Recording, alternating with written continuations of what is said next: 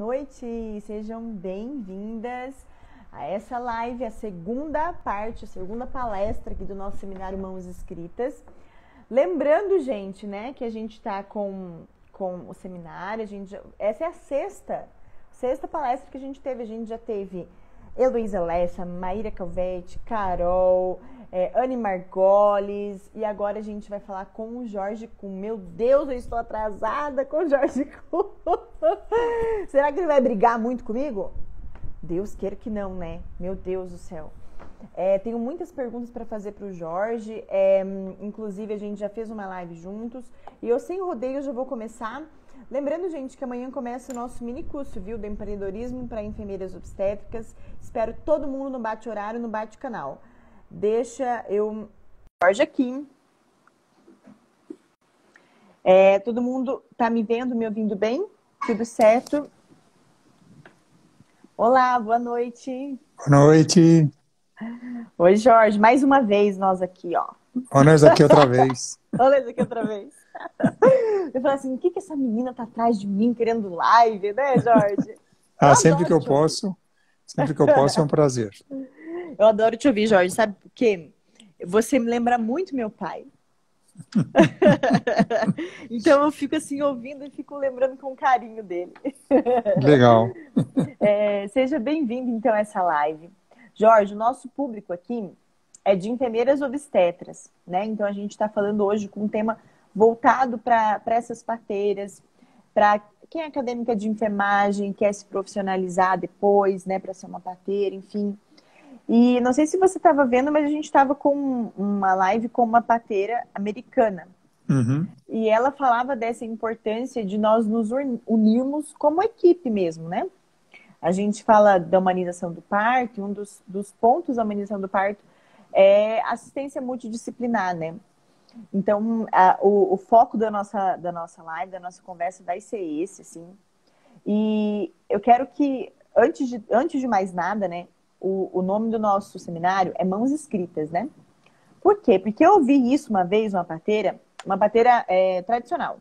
Ela dizendo que quando Deus fez ela, Deus já fez ela com as mãos escritas para os partos. Como se fosse um grande chamado, sabe? E eu queria saber, assim, quando... você já me falou uma vez, mas eu quero que você conte agora para o pessoal. Quando que foi que você percebeu que as suas mãos eram escritas para os partos? Eu acho que no curso de medicina já, né? Eu me formei em 78, né, 1978, e já no final do terceiro ano, eu já tinha me decidido a fazer plantões. E, na época, várias maternidades aqui no município de São Paulo ofereciam, através de concurso público, né, estágios como acadêmicos de medicina. Então, em 1976, eu prestei um concurso, entrei na Associação Maternidade São Paulo, que nem existe mais, o prédio até já foi demolido, é uma pena. Foi a primeira maternidade de São Paulo. No início do século XIX, né? Então, no século XIX. Então, no quarto ano, eu já atendia partos, eu já sob supervisão, evidentemente. Quinto ano e sexto ano. Aí eu me decidi fazer ginecologia obstetrícia e fiz a residência. Na época eram 2 anos só, hoje são 3, né? Em ginecologia obstetrícia na antiga Casa Maternal e da Infância, que é um hospital que ainda existe em São Paulo, chamado Hospital e Maternidade Leonor Mendes e Barros. E lá, então, eu acabei me apaixonando, me encantando com a ginecologia obstetrícia e acabei seguindo mais a obstetrícia, né? Embora eu também me defina como um ginecologista razoável.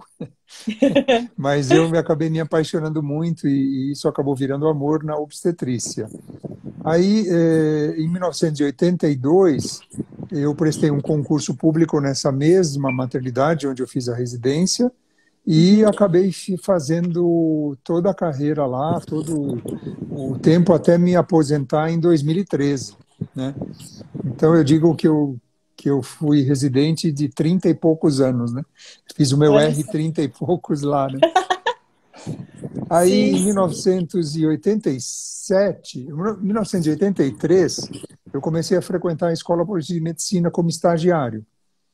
E aí acabei fazendo um mestrado em 1987 e acabei entrando com um concurso público como professor, desde 1988, então, e estou lá até hoje. Entre 1990 e 91, eu fiquei na Alemanha.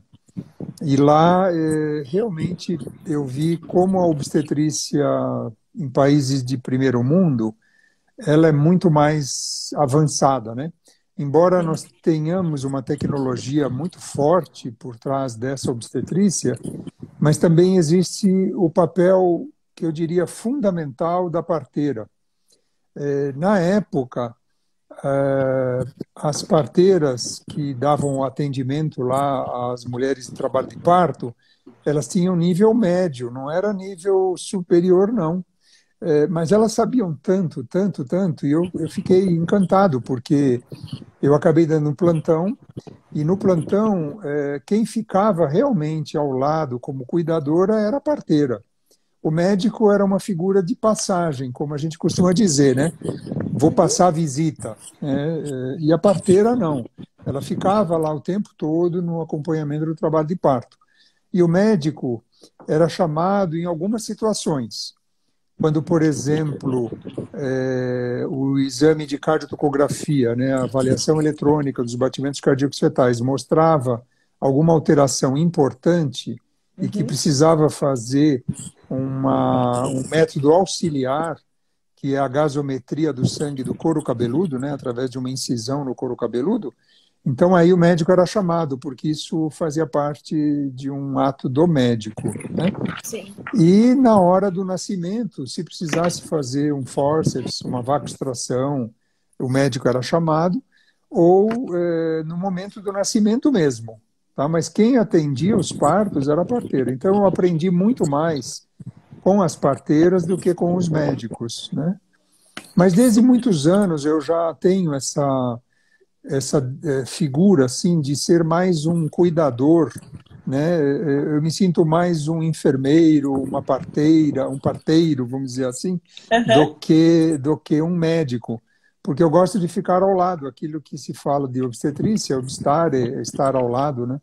Então essa é Sim. mais ou menos a trajetória. Agora, a primeira vez que eu entrei em contato com parteiras mesmo foi no Hospital Cruz Azul, quando eu tinha já terminado a residência e comecei a dar plantão lá.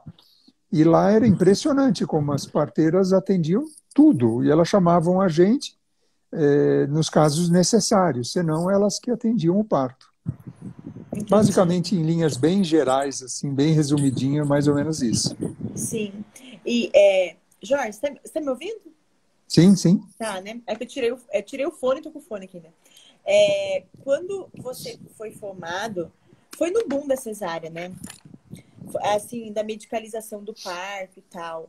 Então, como foi a sua formação? Porque, assim, nós temos você como um grande referencial de humanização do parto, como você mesmo disse, né? Um parteiro e tal. É muito difícil a gente ouvir isso dos médicos, nessa formação que é mais tecnocrata, né? Enfim. É, quando que foi, assim, que virou a chave? As parteiras tiveram uma contribuição nessa sua mudança, assim? Eu acho que foi já desde o início em relação a esse plantão que eu comentei, né, em Sim. 1982, mas acho que realmente foi quando eu voltei da Alemanha que eu comecei a ficar um pouco descontente com as coisas da universidade, porque eu parecia uma voz falando no deserto, era difícil de as pessoas me ouvirem e tal. E aí comecei a ver na internet o que teria de sei lá, para saciar minha fome, né? Vamos dizer Olha assim. assim. E aí eu caí no site Amigas do Parto, né? Então, na época, eram 4 doulas, né? Que tinham esse site, é um site que ainda está presente, mas não está sendo mais muito atualizado e tal. E, basicamente, então, eu entrei em contato com essas 4 doulas e comecei a ver relatos de partos. E aí eu falei, nossa, eu acho que é por aí, né? Porque desde que eu voltei da Alemanha, eu tenho fotos de partos em que eu já colocava o bebê em cima do colo da mãe, em 1991, né? Era uma coisa assim que, nossa, eu me lembro do pediatra dizer, não, mas se você colocar em cima, como a placenta está embaixo, o bebê vai dessangrar todo para a placenta, né? Vai ficar anêmico. Se você colocasse ele muito para baixo da placenta, ia dizer que o bebê ia ficar pletórico, ia ter muito sangue. Oh, nossa, uns absurdos assim. Né?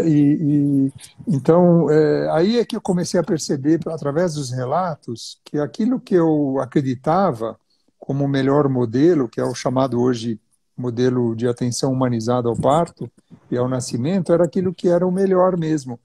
Não só porque há uma grande satisfação por parte das mulheres que se sentem autônomas, protagonistas, né? É delas o parto, né? Como também pelo fato de empregar a chamada medicina baseada em evidências científicas, que começou na década de 1990, bem no comecinho, né? E eu tive o privilégio de, nesse hospital que eu dei plantão tantos anos, o atual presidente da organização Cochrane do Brasil, da Biblioteca Cochrane no Brasil, era plantonista comigo, o professor Álvaro Atala. Ele é professor ainda hoje na Escola Paulista de Medicina, né? E aí ele me contaminou, né? Me contagiou com essa questão da medicina baseada em evidências, que fundamentalmente o protagonismo do paciente está dentro dessa integração, né? Da experiência do profissional com o protagonismo e as evidências científicas, né? Fazer aquilo que é bom para a mulher no trabalho de parto, evitar aquilo que ainda não tem uma efetividade conhecida ou mesmo aquilo que pode ser prejudicial, tomar cuidado com práticas que ainda não têm evidências de efetividade e também cuidado com aquelas práticas que às vezes são feitas sem um embasamento científico adequado, né? Sim. Jorge, quando você formou e atendia partos, você foi ensinado assim, por exemplo, primípara, a gente ouve muito isso, né? Eu ouvi muito assim, primípara, todo aquele pacote de intervenções, né? Sim. Fazer tricotomia, enema, e a mulher deitar e fazer fórceps nas primíparas, era algo bem, bem característico. Sim. Você foi treinado assim? Sim, com certeza. Era uma medicina muito paternalista, né? O médico era aquela figura como um pai, né? Então não se discutia, né? A mulher não tinha direito à discussão. Eu lembro que tinha hospitais em que havia um carimbo na prescrição, um carimbo já pronto, né? Um carimbão em que o primeiro item sempre é uma dieta, né? Qual que era a dieta? Zero, né? Jejum. O segundo item era tricotomia pubiana e vulvar, né? Tricotomia. Terceiro item, enteroclisma, ou enema intestinal, né? Quarto item era um soro glicosado a 5%, 500 mililitros, e a gente tinha uma sigla, né? PMV, para manter veia, né? 1, 2, 3, 4. Quinto item era decúbito lateral esquerdo. Para era em punho. venoso e tal, né? Era imposição, né? Quando não se colocava ocitocina, já nesse soro que era para manter veia, como uma rotina para todas, tá?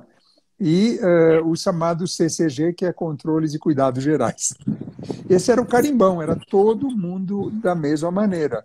E então, na hora do nascimento, era episiotomia em 100%, porque todas as mulheres que estavam dando à luz pela primeira vez, as nulíparas, ganhavam uma episiotomia, e aquelas que já tinham tido uma episiotomia em partos prévios, né?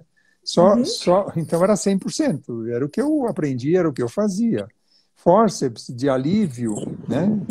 Chamado de misericórdia, veja só que nome, misericórdia. Fórceps de alívio em toda nulípara. Fórceps em toda mulher com cesárea prévia, né? Fórceps em toda mulher cardiopata ou pneumopata, Então, era praxe. Tanto é que no ano que eu estava no segundo ano de residência médica, 25% dos partos eram por fórceps. Então, era Nossa. um quarto dos partos por fórceps, né? Hoje, se girar em torno de 3%, 5% no máximo, né? Então, era prática, era realmente... Mas é lógico que a gente fazia isso porque, na época, era isso que era ensinado, era isso que era proposto, era a evidência que não existia, né? Mas era o Sim. que se propagava, né? Era a medicina baseada em eminências, né? Em professores, né? Pois é engraçado como aconteceu na obstetrícia, né? As práticas, a primeira prática é consolidada, né? Eles colocam a prática, aí a prática se consolida, aí depois que vai ver se tem benefício, malefício, se dá É, certo, se não dá certo, né? É complicado, porque nós que somos mulheres, eu que já passei por 4 partos, a gente sabe que isso marca demais, né? uhum. Isso marca a nossa vida profundamente, né? A gente vai lembrar sempre disso. Mas, enfim. E aí, então, quando que mudou? Foi quando você foi para a Alemanha? Ou foi quando É, você teve o contato com esse seu com amigo amigas que do era parto. pipoca? Com amigas do Ah, parto. Com amigas do parto, esse foi realmente, eu digo que é o divisor de águas, né? É tá. o antes e o depois, né? Porque aí juntou aquilo que eu comentei, né, antes, né? Juntou a fome de algumas mulheres que queriam esse tipo né? Com a vontade de comer, ou vice-versa, sei lá. É verdade. Então, realmente, através de leitura de relatos de parto, eu percebia como elas se sentiam incomodadas com algumas coisas, como elas gostariam que algumas práticas fossem feitas, mas não eram, né? Então, quando eu comecei a dar aula sobre medicina baseada, eu fui convidado pelo Álvaro Atala para ir no Brasil inteiro fazer aulas, ele ia comigo, sobre obstetrícia baseada em evidências científicas, né? Ele até, quando me apresentava, dizia que esse é o obstetra mais de evidências que ele conhece, né? Porque realmente eu me encantei com, poxa vida, você ter práticas que têm estudos provando que elas são boas, tá? Então, portanto, práticas que devem ser estimuladas, como, por exemplo, o decúbito que ela quiser, a posição que ela quiser, tanto durante o trabalho de parto, quanto no nascimento em si, a dieta. Mas são todas coisas assim que até hoje tem coisas que já mudaram, mas muitas não, né? Sim. Por exemplo, a prática da posição do parto, eu vejo lá no departamento de obstetrícia, né, onde eu sou professor. Como é Uhum. difícil, viu? Embora a gente tenha a cama PPP, a cama que é possível, mas é assim, muito raro você ver um parto na banqueta. Banqueta, eu consegui uma doação de uma dessas doulas, né, para a banqueta, mas, para você ter uma ideia, no primeiro parto que teve na banqueta, o plantonista falou assim: foi legal, mas rompeu tudo. Quer dizer, como se a banqueta fosse só a causa de romper o períneo da mulher e tal, né? Quer dizer, é tal história, né? Infelizmente, Laura, tem certas pessoas que precisam esperar morrer, né? Ou se aposentar, né? Porque tem algumas pessoas que não vão mudar, não tem Verdade. jeito, né? Então, a gente torce para que tenha uma boa morte, né? Mas não tem jeito. O que podemos fazer, né? O que podemos fazer? Eu sou velho, mas eu tentei mudar, né? E eu sou uma pessoa inquieta. Ou seja, quando eu vejo alguma coisa que é diferente, eu falei, opa, não vamos recusar, não vamos, né, abolir. Vamos tentar ver se isso realmente funciona, não funciona. Mas as coisas, eu sou otimista. Eu acho que quando eu vejo, por exemplo, discussão, eu participo de discussões de casos que tem no centro obstétrico, né? Mulheres que estão em processo de parto, mulheres Tá. que já pariram, isso no Hospital São Paulo, que é um hospital público, né? E Sim. aí, quando eu vejo, por exemplo, que um professor mais graduado que eu fala que aprendeu comigo a colocar compressas mornas no períneo, no período expulsivo perineal. Eu falo, poxa vida, então se eu ensinei isso para um professor que é mais velho que eu, mais experiente que eu, mais graduado que eu, acho que tem razão para otimismo, né? Sim, sim. E durante esse tempo, assim, que você mudou, que você se propôs a fazer uma prática baseada em evidência, não houve esse pessoal não te toliu, não? Tipo, o Jorge é louco, o Jorge é. Essas coisas que a gente ouve. Certamente, né? Tem uma frase atribuída a um filósofo do passado chamado Arthur Schopenhauer, né? É uma frase atribuída a ele, não se tem evidências de que ele tenha falado isso, né? Científicas. Não havia, não há. Mas ele dizia que antes de uma grande verdade ser aceita, ela passa por algumas distintas fases, né? Numa primeira fase, ela ou não é ouvida. Deixa para lá, isso aí não funciona, tudo bem. Depois ela passa por uma fase de ridicularização, né? Então, imagina, isso é loucura. Imagina fazer uma coisa dessa. Isso é ridículo, não vai funcionar, não vai pegar. Isso é moda, etc. Depois ela passa por uma fase de violência contrária, né? Porque quando essa prática começa a funcionar, começa a não estar mais na moda, ela é perseguida, lógico, né? Porque não há interesse, né? Não há interesse das corporações, de uma maneira geral, de que ou você devolva o protagonismo da mulher no parto, né? Até que as evidências mostram que funciona e, portanto, ela acaba e é um longo caminho, né? E já ouvi muitas vezes professores, meus professores mais antigos também, tudo dizer, mais experientes, vamos dizer assim, dizer que sempre fizeram assim, sempre deu certo, por que eu vou mudar, né? Então, Gabriela, né? Tipo Gabriela, com todo o respeito que eu tenho ao Dorival Caymmi, mas não concordo. Prefiro mais o Raul Seixas, né? Sou essa metamorfose ambulante. Esqueça tudo que eu disse antes. É verdade. Né? Mas a perseguição existe, tanto é que a gente sabe aí de uma chuva de processos contra médicos que estão tentando mudar o paradigma da assistência obstétrica, né? Todos os chamados, digamos, humanizados, né, que é um termo que acabou pegando, mas é um termo meio impróprio, só que eu não vejo outra possibilidade de definir, são perseguidos pelos hospitais, pelas corporações médicas, porque não há interesse. É lógico, né? Você querer que um hospital tenha 90% de parto normal é impossível, né? Eles não têm estrutura para ter 90% de parto normal, mas eles têm estrutura para ter 90% de cesárea, lógico, que é muito mais programada, você roda o leito, né? Lucrativo, né? Então, perseguição existe, mas é tal história, né? A gente tem que continuar na luta, né? É uma luta não contra pessoas, contra instituições, mas é uma luta contra ideias, né? Sim. E o que te faz, assim, seguir em frente? Até hoje, assim, você acabou de falar que é uma metamorfose ambulante, né? De querer aprender e tal. O que te faz, o que te motiva, assim? Porque eu acredito que foram muitos desafios, muitos. Uhum. Eu acho que tem duas coisas que me motivam bastante, né? Primeiro, são as pacientes mesmo. Quando a gente dá o atendimento, a assistência, o acompanhamento, vê os resultados e vê a satisfação, que é uma coisa fantástica. Eu digo que, nossa senhora, a gente deveria pagar para participar de um evento tão significativo na vida das famílias, né? E a gente ainda é remunerado por isso, quer dizer, que privilégio, né?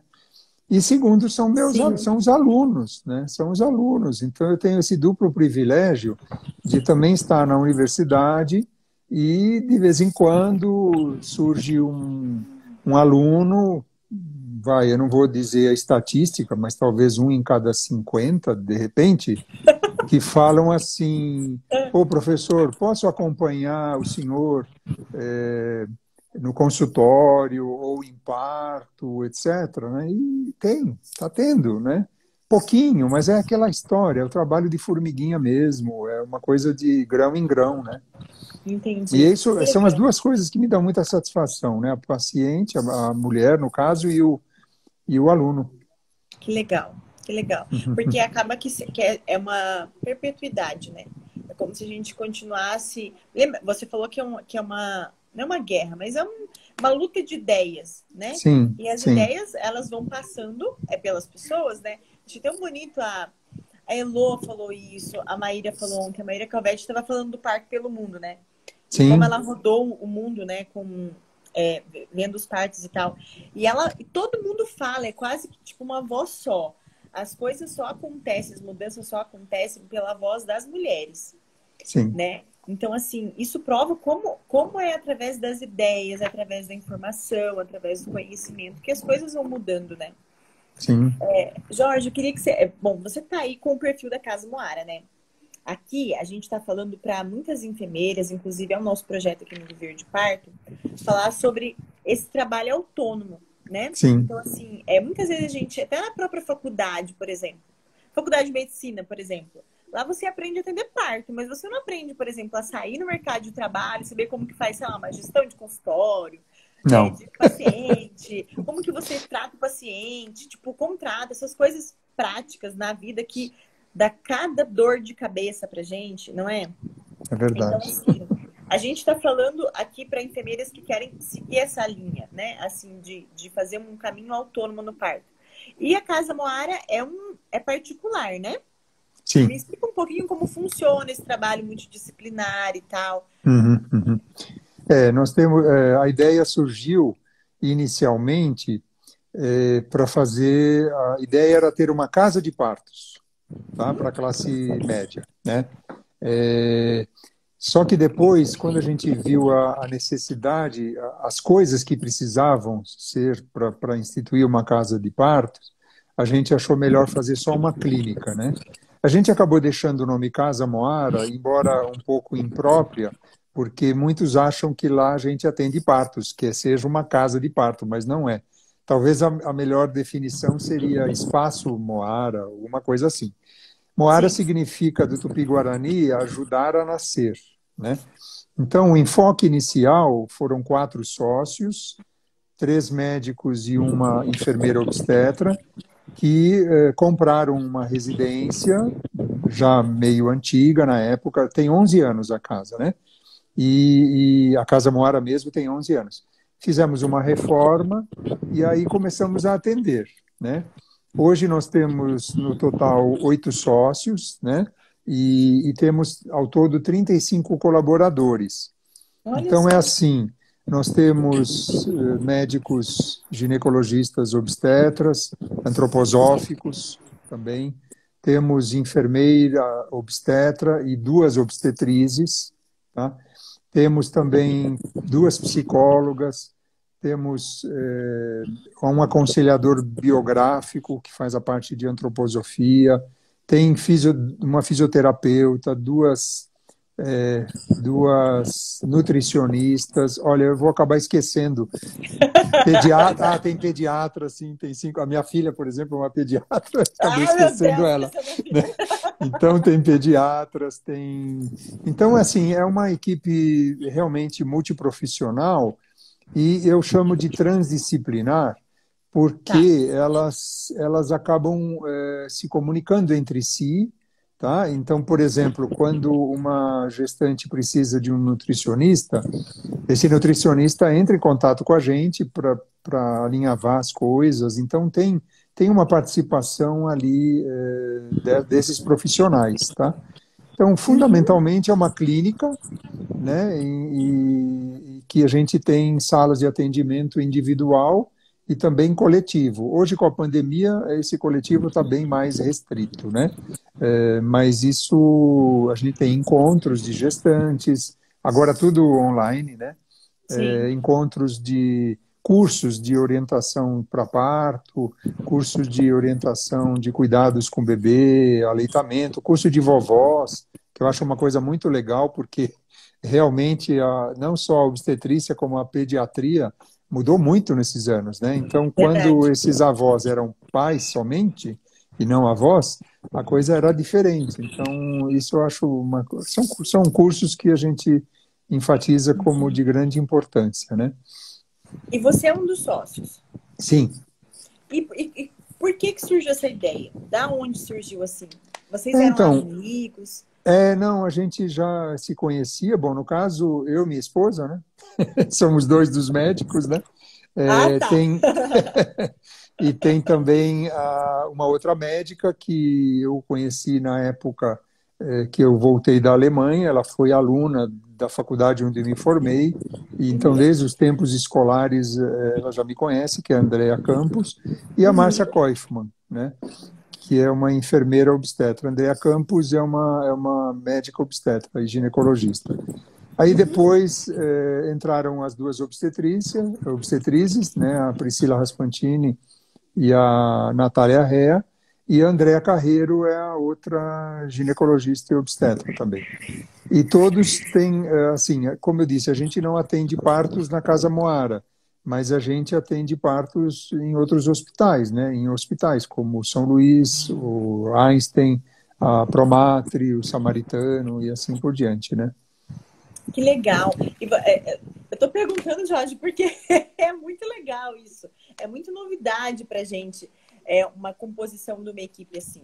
E muitas enfermeiras que estão aqui, elas estão nesse caminho de formar a própria equipe, de começar uma carreira autônoma, né?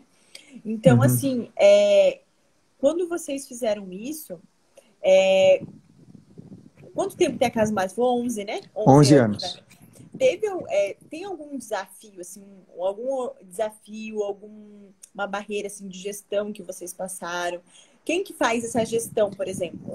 A gente tem uma administradora, tá? Legal. Não é médica, é uma administradora.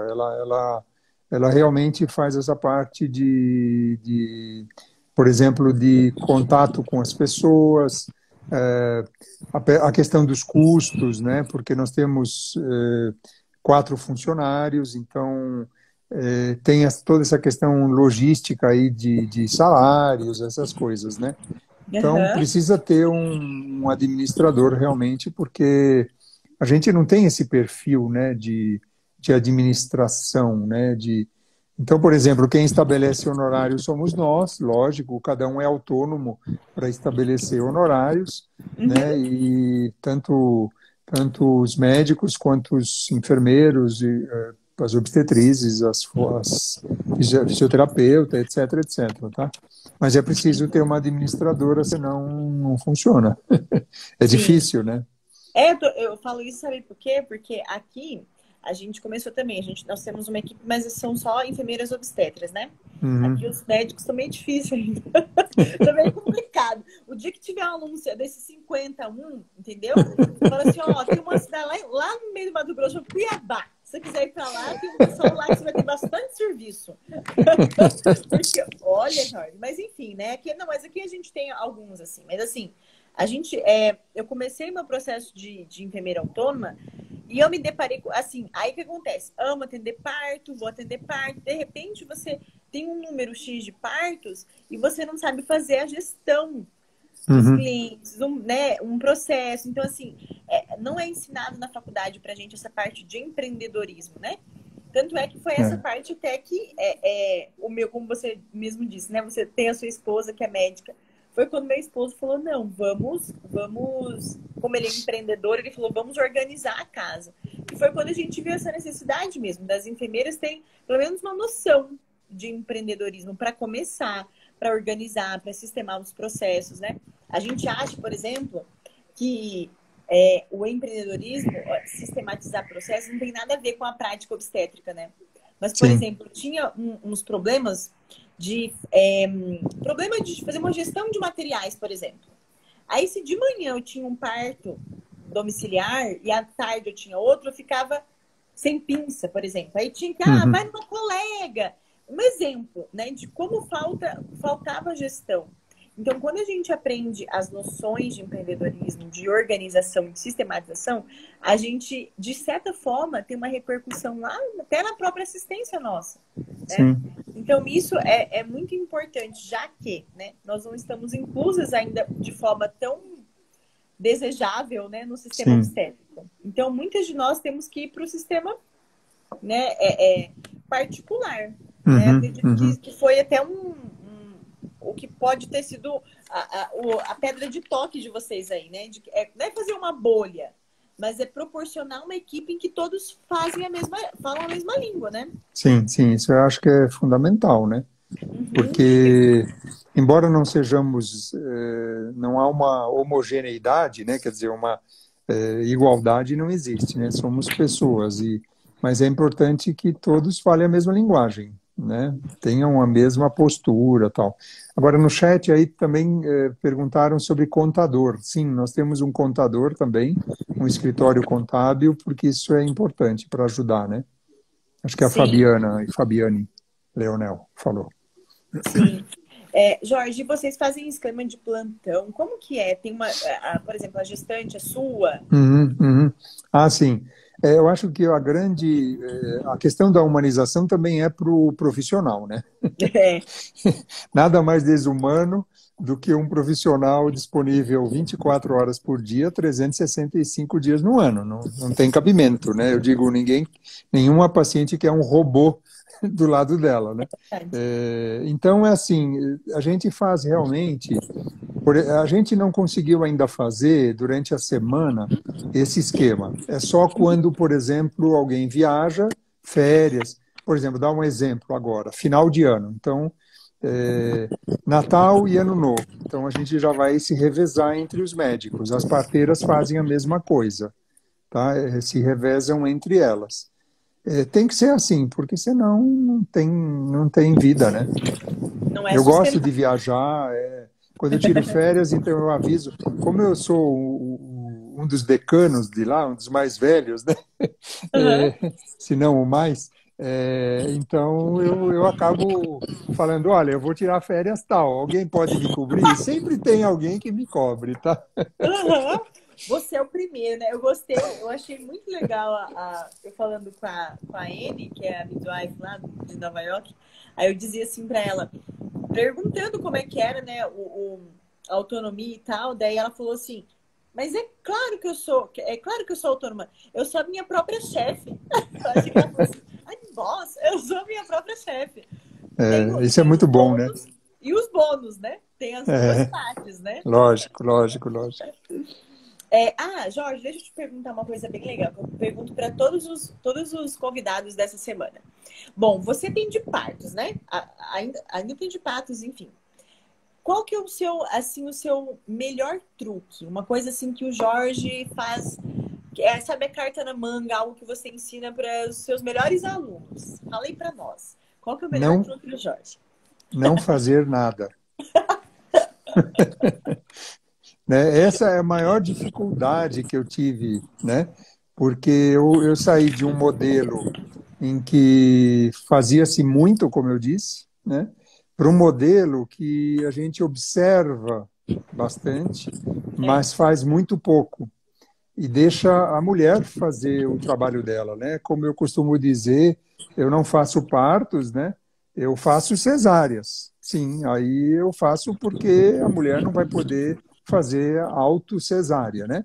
Então eu faço cesárea, eu faço fórceps, faço vácuo-extração, faço extração pélvica quando precisa, faço versão cefálica externa, isso eu faço. Agora o parto é dela, então eu acho que o mais difícil, não sei se a gente pode chamar de truque, mas realmente, principalmente no expulsivo, naquela fase em que parece um terror, assim, que o ambiente fica pesado, as pessoas ficam tensas, é uma coisa, né? É realmente ter calma, paciência, o bebê tem o tempo dele, a mãe tem o tempo dela. Eu digo sempre que o ideal nessa fase é a gente sentar sobre as próprias mãos, né? Isso eu ouvi de um obstetra da Alemanha, que veio para o Brasil um dia e falou isso, olha, para você não tentar fazer nada com as suas mãos, sente sobre elas, né? Sinta seus isquios, né? Suas tuberosidades isquiáticas ali. É lógico que como eu espero bastante, eu vou ficar com as mãos dormentes. Se eu precisar, eu não vou poder agir. Mas é uma alegoria, né? É uma alegoria para poder entender que o mais difícil é não fazer. É realmente observar, intervir quando necessário, mas na grande maioria das vezes tá lá presente, né? Sim. Né? Eu brinco dizendo que, olha, se vocês me virem no celular jogando Candy Crush, é porque tá tudo ótimo, né? Tá tudo tão bem. É que eu não gosto de Candy Crush, eu nunca passei da 10ª fase, então, quando eu estou no celular é para anotar as coisas do parto mesmo, né? Porque depois tem que preencher um monte de coisa no sistema. Sim, sim. Jorge, e qual que você falou assim de esperar, né? De sentar nas mãos e tal. Qual que foi o expulsivo assim, mais longo que você acompanhou? Bom, vocês estão gravando, né? Esse é um problema. Esse tempo vai receber cartinha, não vai ser legal, né? Mas foram muitas horas, né, Jorge? Muitas horas, é. Então, olha, vamos falar das evidências, né? Das evidências. Sim, vamos. Se você for ver os partogramas, as linhas de dilatação cervical, né? Daquele trabalho do Zhang e colaboradores, aquele trabalho multicêntrico norte-americano, com mais de 23 mil mulheres, vocês vão ver que tem partos com bom desfecho, bom resultado.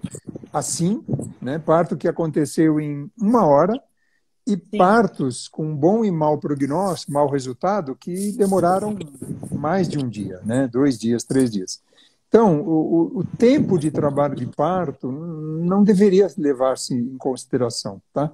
Mas eu fui convidado agora pela SOGESP, que é a associação aqui de São Paulo, né, dos ginecologistas, para falar sobre segurança no período expulsivo, né?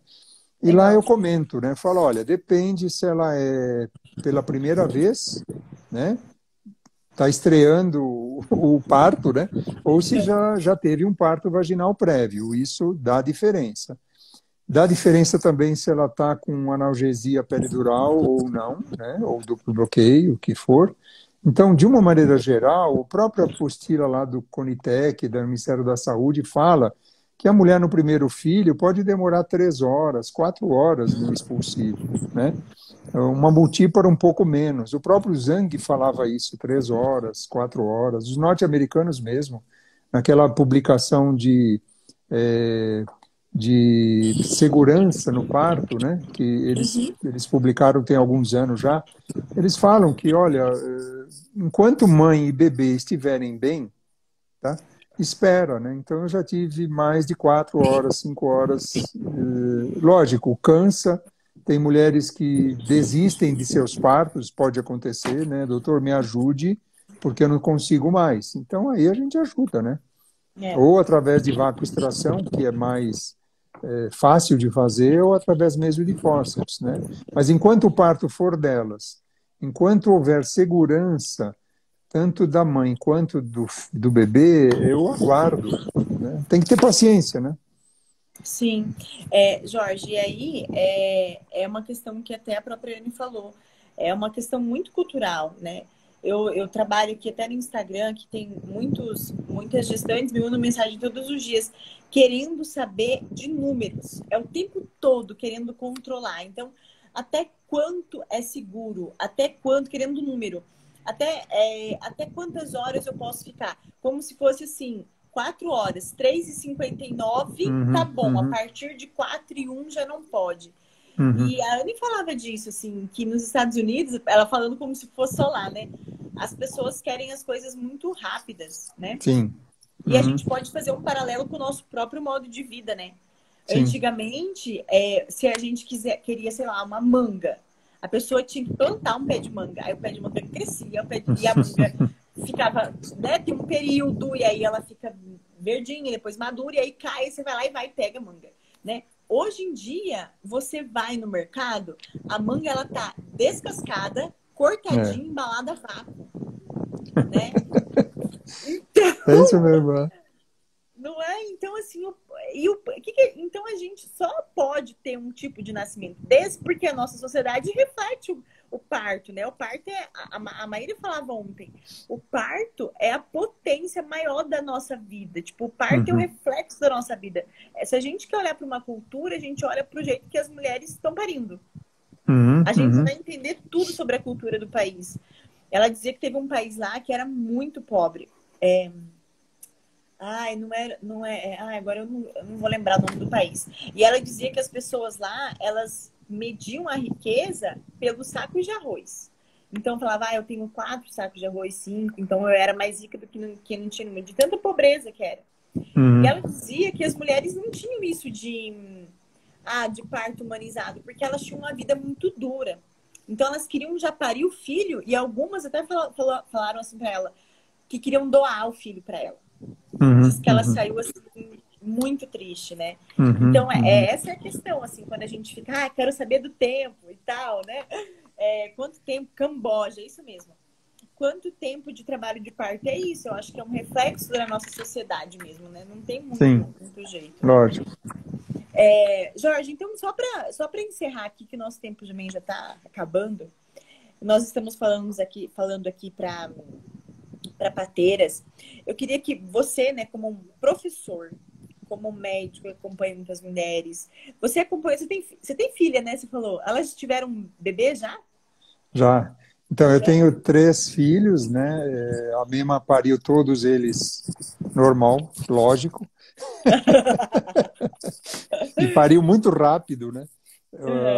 Ela pariu a Renata em 1h30, mais ou menos. A Clara em 35 minutos. Olha só. E o Otávio deu mais trabalho. Foram 3 horas de trabalho de parto total. Sim, foram 3 horas. A Renata e o Eduardo, o marido, têm 2 filhos, também parto normal. O segundo foi domiciliar. O primeiro foi hospitalar, porque tinha um mecone espesso, mas foi normal, na banheira, tudo bonitinho. E a Clara, que é a do meio, ela pariu aqui em casa. Então, eu tenho 3 filhos e 3 netos. Eu pedi para os filhos e os genros e a nora que me dessem 12 netos. Tudo bem, né? Daria 4 para cada casal, estava bom, né? Mas por enquanto, está tranquilo, né? Mas por enquanto só tem 3. E o Otávio ainda não tem filhos. Olha só, vai que vem. Vai que é o Otávio que vai ter toda essa penca de meninas. Será? Acho que não. Jorge, então, você, né, que então é médico, professor, avô, já viu muitas crianças nascerem, enfim, né? Ajudou muitas mulheres. Dá uma dica e dá um conselho, assim, um conselho mesmo, assim, para essas enfermeiras ou parteiras que estão aqui nessa live, que querem também, assim como você, ajudar outras mulheres, que querem também, né, ser autônomas, né? Só lembrando o pessoal que amanhã começa o nosso mini curso de empreendedorismo para enfermeiras obstetras. Então, a gente está no caminho, sabe? De se aprimorar, de adquirir conhecimento. Então, dá a sua melhor conselho aí para essas pessoas que tem muitas aqui que estão começando. É acreditar, né? Acreditar que é possível mudar o paradigma que nós temos, né? Acreditar que é possível devolver o protagonismo dos partos para essas mulheres que querem, que estão sedentas por isso, né? E não desistir, né? Embora tenha os seus percalços, né? A trilha da humanização tem aquelas pedras enormes no caminho, né? Mas, como já dizia um filósofo do passado, pega essas pedras e construa castelos. Eu acho que era basicamente isso: paciência, né? Tolerância com algumas coisas e dar tempo ao tempo e acreditar. Eu acho que tem que acreditar que isso é possível. Que lindo, Jorge. Olha, a Ana Cris está aí falando que você é o guru dela. Não, ela que é minha gurua. Pois é. Ela é uma das doulas do Amigas do Parto? Ela foi a que mais contato eu tive e tenho até hoje. Que é como doula, depois como parteira. e hoje empreendedora, né? Nossa, Não ela... é? Olha, mas eu expliquei, ó, Ana Cris, eu já chamei ela umas 4.000 vezes. Ela é tão empreendedora que ela nem tempo que a gente tem, entendeu? Mas no próximo ela já fez, né, Ana Cris, um compromisso. Ela falou, me chama no próximo, que no próximo ela vem falar aqui com a gente. Ela fala Jorge, de estudar, estudar, estudar. O doutor Jorge está sempre estudando. É um processo até de humildade, né? Da gente entender que a gente sabe, mas a gente sabe muito pouco, né? A gente tem que aprender sempre mais e a gente aprende muito com as mulheres, né? Com as mulheres, Exatamente. com os estudos, com as evidências. E ter Sempre melhorando. humildade, né? Humildade, eu acho que isso é uma característica, talvez, que eu possa dizer que eu tenho, eu não sei se é uma virtude ou um defeito, mas eu acho que é uma virtude, que é ter humildade, né? De saber que você, Laura, sabe coisas que eu não sei.